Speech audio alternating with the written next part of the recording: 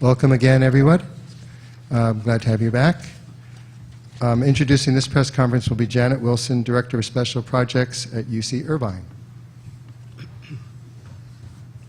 Hi, everybody. Welcome.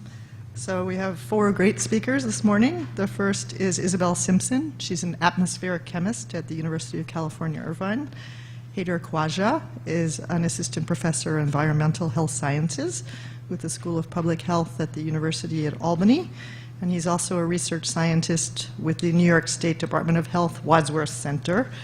And Azhar Siddiq, a research scientist who traveled all the way from King Abdulaziz University in Jeddah in Saudi Arabia. And Dao Wang, who is an independent expert in terms of air pollution. He's not involved in this research, but he can offer independent perspective on it. And he is a chair professor at Hong Kong Polytechnic University. Thank you.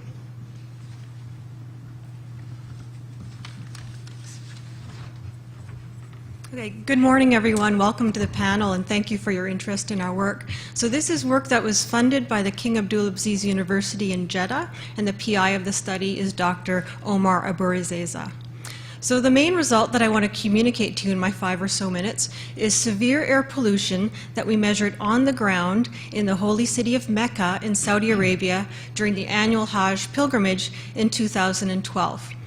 So why is this newsworthy? There's a couple reasons, a couple of surprises in the data set we'll talk about right away, but one of the reasons is that this study even happened. And what I mean by that is that unlike other cities around the world that suffer from poor air quality, like Hong Kong, Los Angeles, Mexico City, those cities have been well studied for a long time. By contrast, air quality research in Saudi Arabia is really just beginning, and this study that we're presenting is the first of its kind.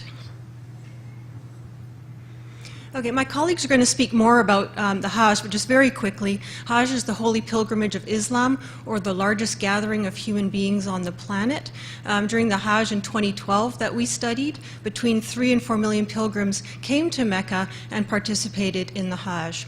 So I think of sort of 3 layers or levels of air pollution in this region. The first is regional air pollution throughout the Middle East, and we know this from satellite images, looking down at Earth at ozone, ground level ozone, or smog.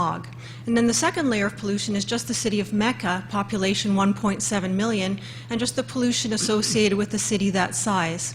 And then the third level is the arrival of the Hajj pilgrims, which effectively doubles or triples the population of Mecca. And you can see in the photo on the right, this was taken during the 2012 Hajj, and you can see the smog in the background. So the basic question we're asking is, what is the impact of these people on the air quality? But conversely, what's the impact of the air quality on the people? Okay, so I mentioned a couple surprises in the data set. The first is, did we expect to measure dirty air? Yes, but the surprise was just how very high some of the concentrations that we measured were, especially along the pilgrimage route and especially in the tunnels of Mecca. So Mecca is a city of tunnels. Some are vehicle only, some are pedestrian only, but some, like the one on the bottom right photo, are shared between vehicles and pedestrians. This is the main tunnel that leads to the Grand Mosque, and during Hajj, as you can imagine, it's congested, but there's also people in the tunnels. It was where we measured the highest concentrations of the study inside this tunnel. So our group at Irvine measures carbon monoxide, as well as about 100 different compounds called volatile organic compounds, or VOCs. So in the tunnel, we measured exceedances of both benzene and carbon monoxide. By exceedance, we mean a level that's high enough to cause concern for human health in the short term, over a period of about 30 or 60 minutes. So I'm going to throw a number at you. For carbon monoxide, we measured a maximum value of 57 parts per million, or about 300 times the background concentration. That's high enough to cause short-term human health effects like headaches, dizziness, nausea, but also it elevates the risk of heart failure. For benzene, we measured exceedances not only in the tunnels, but also along the pilgrimage route, which extends about 20 kilometers to the east of Mecca, and as well in the urban spaces of Mecca. So our concern is not only for the citizens of Mecca, the pilgrims, but also for people in the tunnels, like police, hotel workers, volunteers, who might spend their entire shifts or several hours at a time in the tunnels helping direct traffic or helping the pilgrims, but being exposed to those dangerously high levels of pollution. Okay, so that was the first surprise in the data set with these extremely high concentrations. The second surprise was which sources are causing these high levels of pollution. So in cities, we know that traffic is a major source of pollution. We saw that here. But the source that surprised us a little was the second one I've listed, gasoline evaporation. There's a gas associated with gasoline evaporation called isopentane, and its concentrations were especially high in Mecca and along, especially compared to other cities. So I'll finish up. So why is this important? If you're looking at solutions or strategies to reduce emissions and improve air quality, you need to know which sources to target. And so our work is suggesting that you need to focus not only on the traffic emissions, but also on the gasoline evaporation. And putting a rubber ring around the nozzle when you're fueling up at the gas tank, like we do here in North America, would be a straightforward solution. Okay. So our recommendations, because the air quality in Saudi Arabia is severe but understudied, we recommend expanding the air quality monitoring not only throughout Mecca, but also during peak times such as Hajj and Ramadan, and peak places such as the tunnels. We also have a series of strategies to reduce emissions and exposure, including reducing the benzene content in the Saudi gasoline formulation, which is relatively benzene rich, and separating out tunnels as being vehicle only or pedestrian only. Okay, with that, I'm going to stop and pass it to my colleague, Dr. Khwaja. Thank you.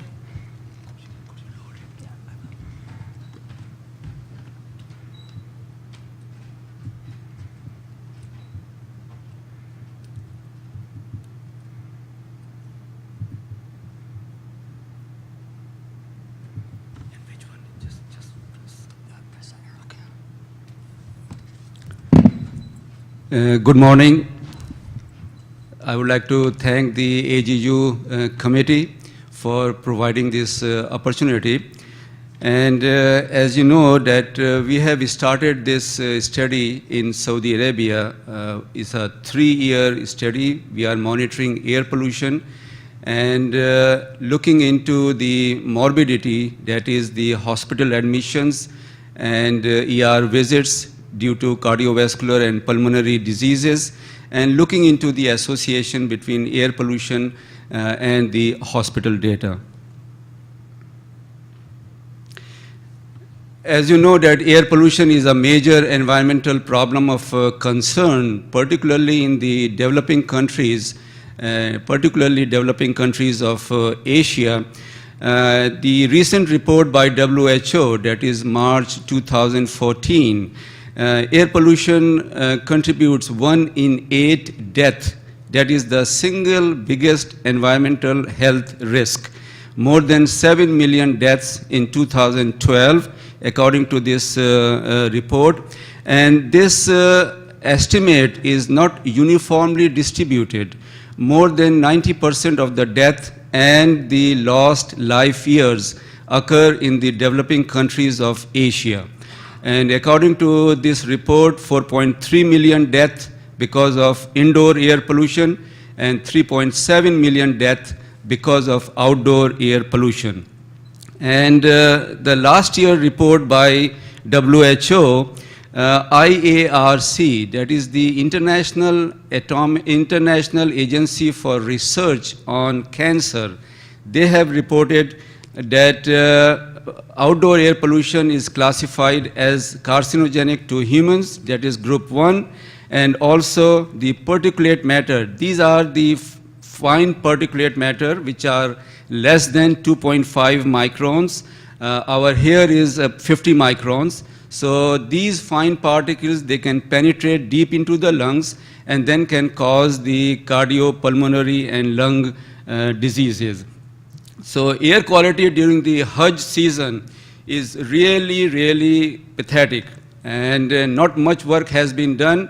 There are many factors which contributes to this air pollution, the increase in vehicular traffic, the ill-maintained automobiles, and the no catalytic converters. So we have done this study during the Hajj season. And Hajj season means 5 days. And the millions of people, they move from one place to another during these 5 days.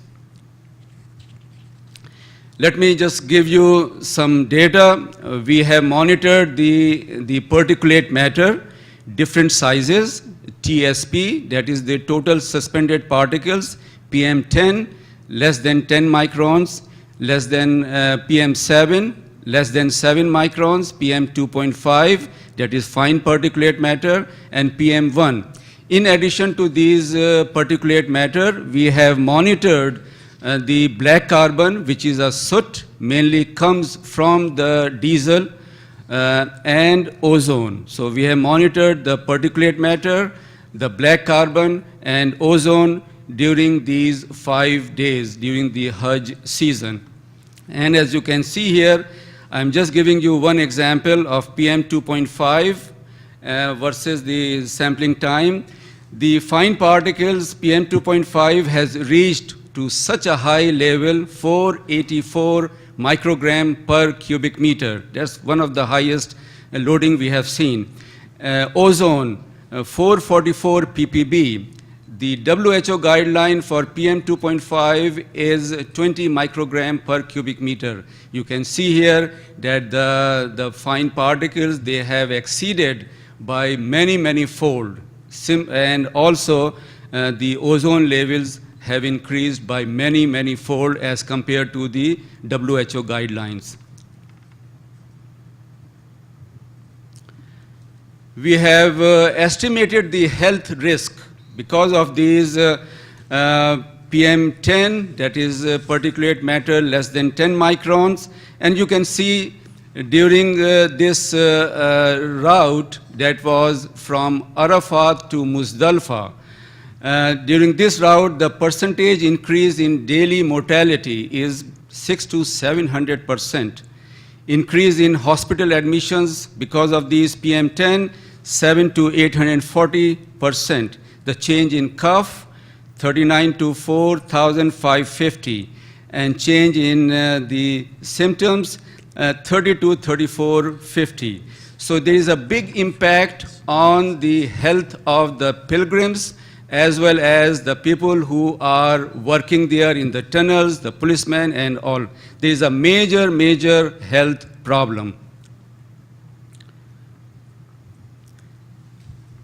So the congested traffic and the high rates of emissions, longer trip durations, the higher exposure of gaseous and particulate pollutants for longer time periods, and they are impacting the health of the pilgrims.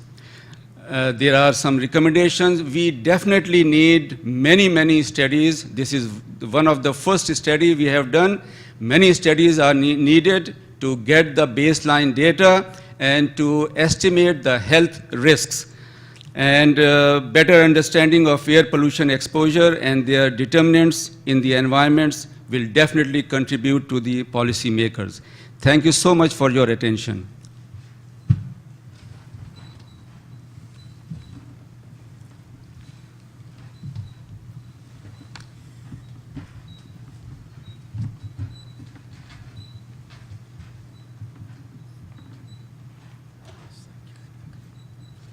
Good morning, everyone, and thank you very much for your presence here.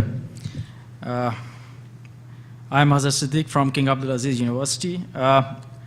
Both of my colleagues talk about some technical issues during what they find during the Hajj. I'm just talking about some of about the event and the area. As you know, we are talking about the area which is known as Middle East.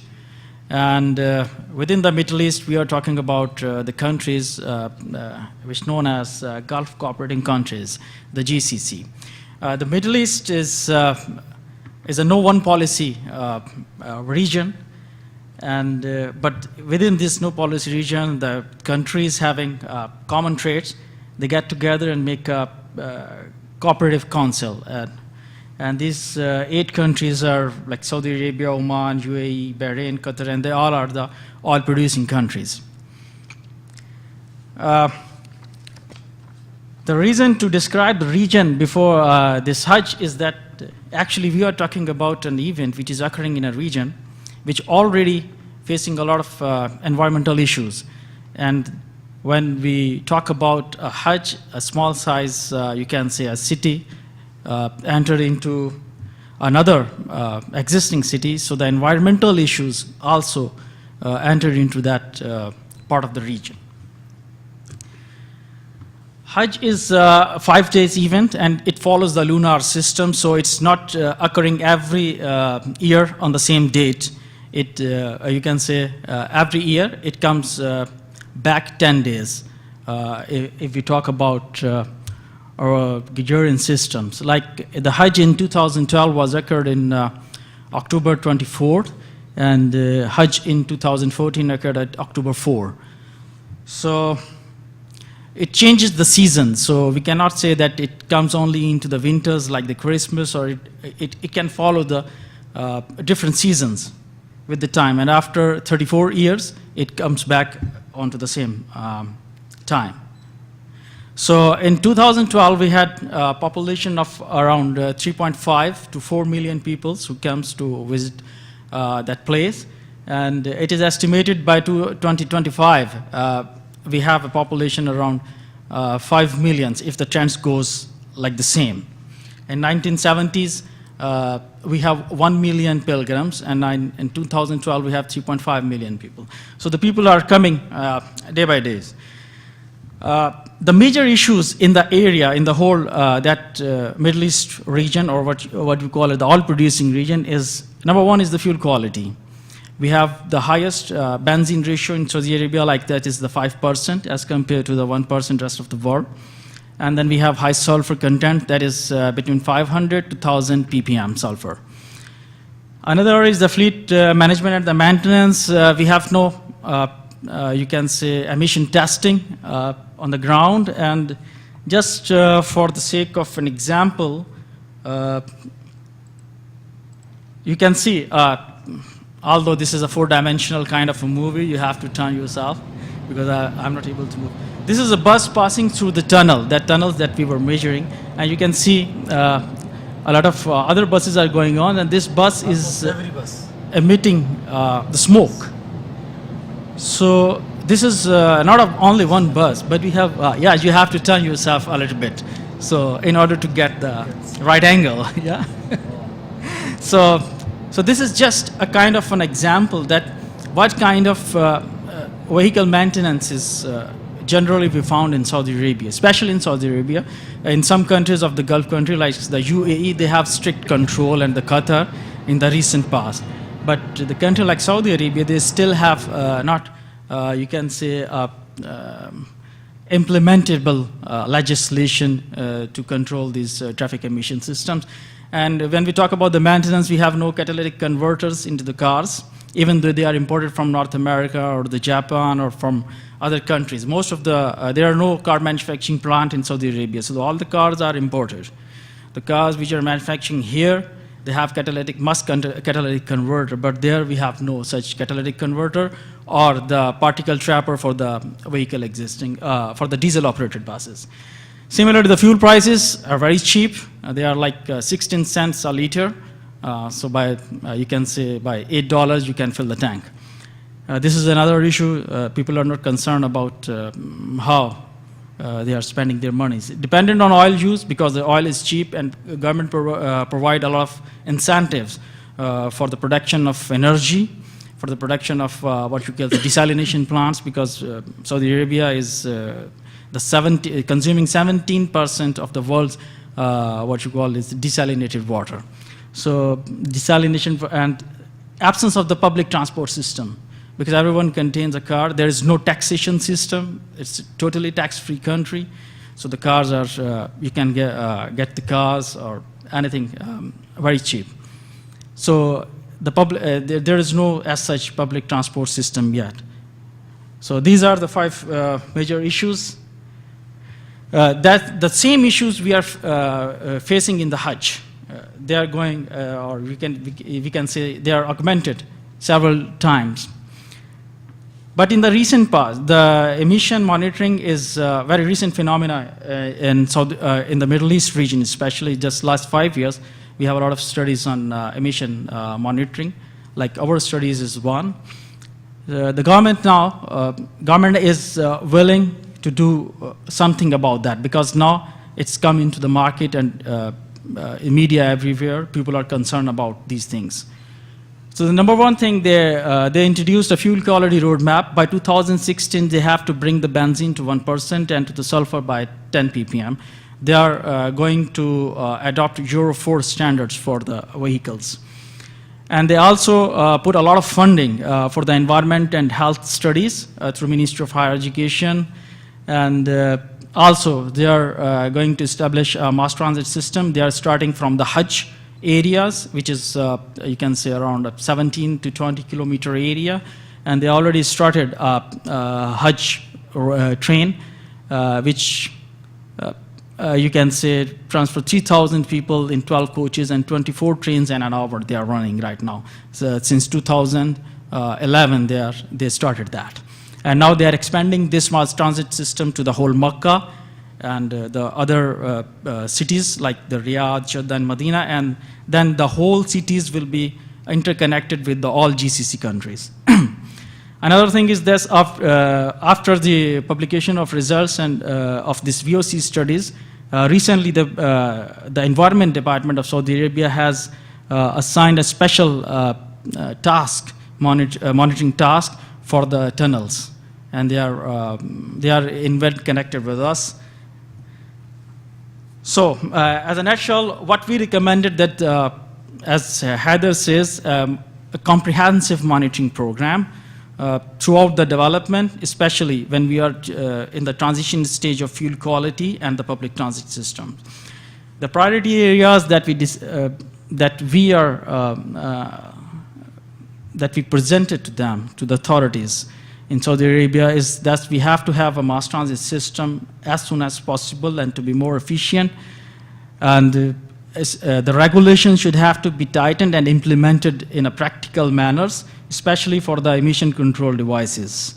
Another is the technical status of the transportation fleets. We should have to have strict emission monitoring systems.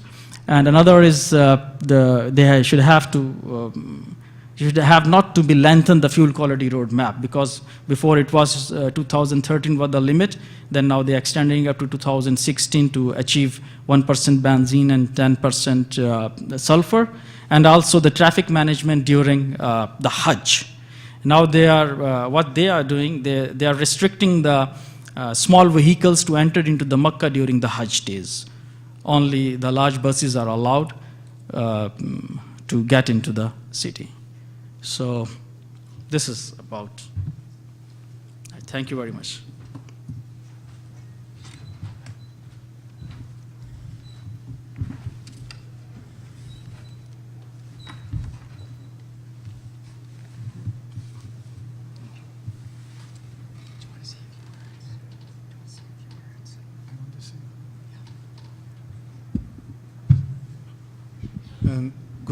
Good morning, and this is Tao Wang from Hong Kong PolyU, and I'm actually very excited to hear and to see these results.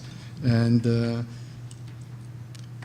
air pollution is not a new issue, but what I see the exciting and the new findings of these studies are that first that there have been very little research or very few studies in this part of the world, and also it's very surprising to see such high concentrations of major air pollutants.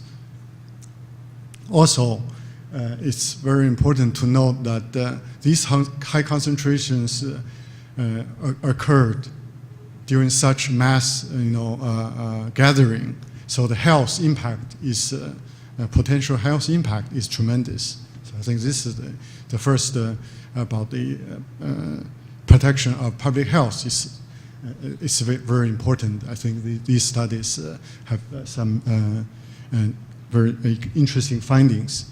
I also noticed that the studies show very high concentrations of ozone. And I've studied this problem for many years, and actually this is the highest concentration reported in recent years, I think after Los Angeles and the Mexico City, where so it's probably the highest concentrations reported in recent history. So that shows a lot of photochemical reactions occurring in this region. So that actually makes me to think that this region also is interest, from atmospheric science point of view, because I guess you have a lot of sunshine and very different meteorological conditions and high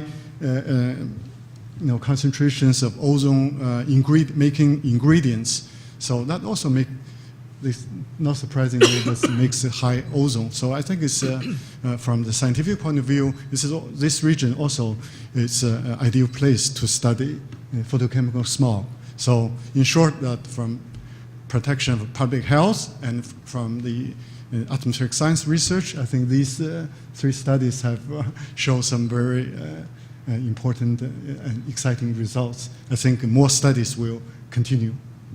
Thank you. Thank you very much, speakers, for your talks.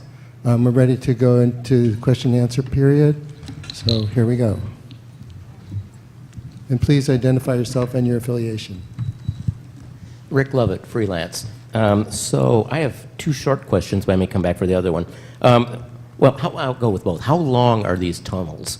And also, the real question is, how do these levels compare with like Beijing of these varying contaminants, not just ozone, but the particulates?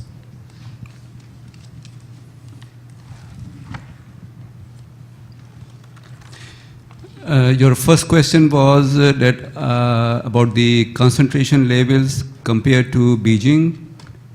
I can name them in that order. Okay. Yeah, I think the concentrations here for PM 2.5 is much, much higher as compared to Beijing. What I have seen in PM 2.5, about 200, 300 microgram per cubic meter in Beijing. And here we see 400, the 484 microgram per cubic meter we have seen. So it's much higher as compared to Beijing. How long are the tunnels? Oh, yes. Actually, we have around 58 tunnels in Mecca, but the tunnels we are talking about near to the Haram, they are extending from 700 meters, the shortest ones, the 700 meters to 1400 meters. 1400 meters. So I can follow up with you for carbon monoxide, which is a gas that comes out of the tailpipes. In urban spaces of Mecca, we have, say, concentrations of 14 parts per million. In Beijing, maximum urban concentrations 5. So maybe a factor of 3 difference, just from one study. Maybe I can add, since you mentioned Beijing, which I'm very familiar with, and air quality in Beijing has definitely on the news, in recent days, and so normally during the relatively dry season, the concentrations are not so high as the previous speaker mentioned, because during the foggy season, under humid conditions, and the concentration can be very high. In the winter and poor visibility, high humidity periods. And so that's what I commented on the uniqueness of this study, because in their study, they have very dry conditions, yet they can have very high concentrations. In Beijing, the highest concentrations occurred often during the high humidity periods. So the mechanisms are different. So I think, scientifically, I think this their studies are very interesting. Sorry. Jeff Hainstyles, Passport to Knowledge. We're working on, well, first of all, congratulations on this very important and very interesting work. This is fascinating. We're working on a 4-part television series called The Crowd and the Cloud, all about citizen science and big data. And one of the big themes is air pollution, indoor air pollution in Africa and India and so forth. So it's very interesting. I have 3 questions. The first is very short, and I apologize for my cultural ignorance. Are the pilgrims allowed to carry cell phones as they approach the Kaaba? Second question, you talk about this being understudied. Have you thought about using the kinds of low-cost, high-quality sensors that are being developed for the US EPA by people like Sonoma Technologies, Inc.? And the third question, do the pilgrims have a choice of routes? If they had information about what the most polluted area was, do they have the ability to go somewhere else? So thank you very much for answers to those questions. I can take. Okay. This is Heather Khwaja. You have asked 3 questions. First is about the phones, cell phones. No, yes, they can keep the cell phones during the Hajj. The second thing is changing the routes. That's not possible. There are 5 days, and all these millions of people, they have to start from one place, go to another place, then third place, different routes, but at the same time. So they cannot change the routes. The third question about the low-cost sensors. This is a new thing. The community-based research using the low-cost sensors. We are going in that direction. We did use very low-cost real-time monitors for PM 2.5, black carbon, and ozone. And these are few $1,000s, but our next step is using the low-cost sensors. Thank you. Maybe I can add, I think these studies also, low-cost sensors, they have their uses, but these studies give you a kind of snapshot, but very precise sort of measurements of concentrations, many different compounds. So, so that makes, they provide different but very useful information. So both approach actually should be used in a complementary way rather than, to replace the approach. Hi, I'm Rebecca Morell. I work for BBC News, based in London. Are these the highest levels of air pollution that have ever been recorded, or is it just much more complicated than that because you have all kinds of different types of pollution? But even so, I suppose, is there a way we could get a sense of where this fits into the sort of most polluted places list? I can lead off for the volatile organic compounds that we measured.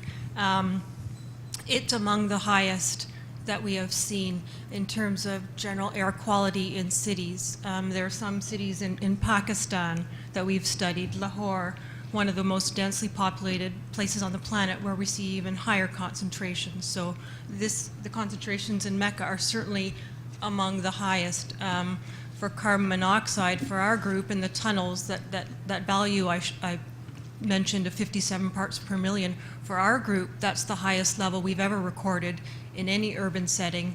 But granted, it's in a tunnel where you would get higher concentrations, but there aren't usually people in the tunnel.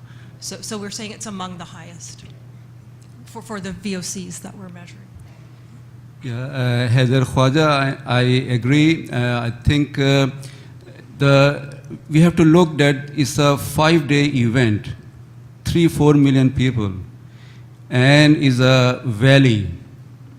The whole area is a valley, very small area. So it's a congested traffic, short-term exposure, and that's why I think we have seen these concentrations are really, really elevated as compared to other dirty places.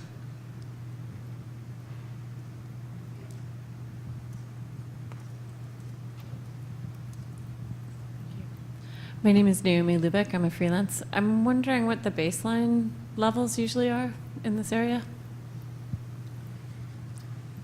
So again, I could start just for the compounds we measured. Something like carbon monoxide, its background is about 0.2 parts per million.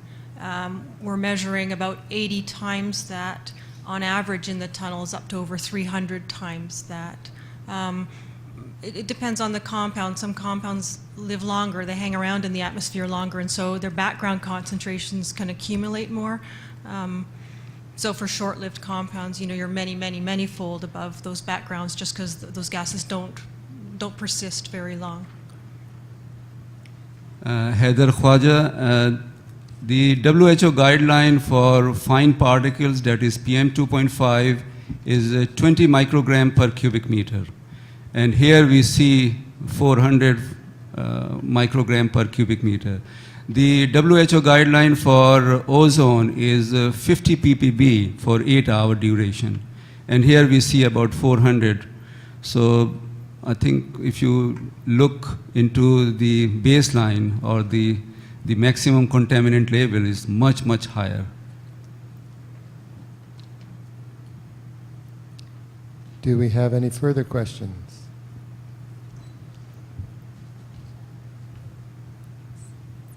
Liz Gallagher from Environmental Research Web. What would your health advice be to somebody, one of the pilgrims, planning their trip? Could you please repeat the question? What would your advice regarding health be to a pilgrim planning a trip? Okay, I think the most susceptible group would be the older people, 50 years and older. And the second, the susceptible group is the children.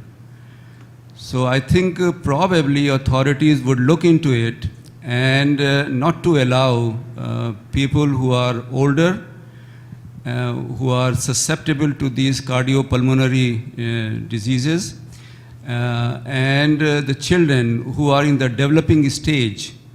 So I think one of the prevention the government can do is restrict the older people and the young children.